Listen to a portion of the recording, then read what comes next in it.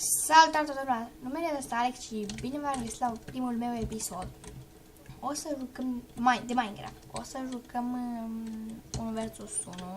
Să am puțin lag, dar o să jucăm 1 versus 1 și să vedem. Da, înainte să începem acest episod, nu uitați să apăsați butonul de like. O să vă abonați, că sunt și eu la început și dacă poți. Hai să începem pe o arenă. Dăm la auto, să intru automat.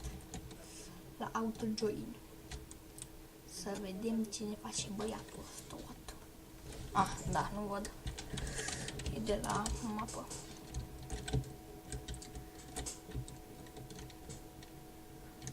Unde ești, mă? Unde ești, mă? Nu pot vorbi pentru că sunt concentrat.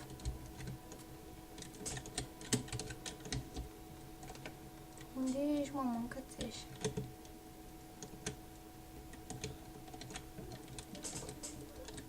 Uite, au mâncățești. Te ce faci el, mâncăm iar Dicu. Pe la gras, da. Trebuie să sunt mulți care ar putea bate instant.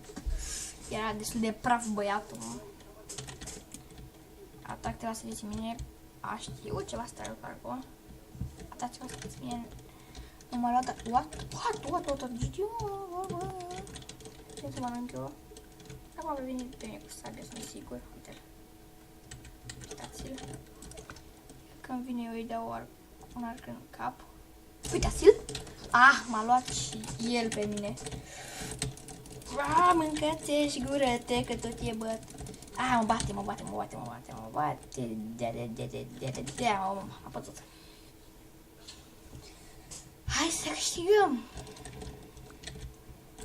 A știut bine băiatul.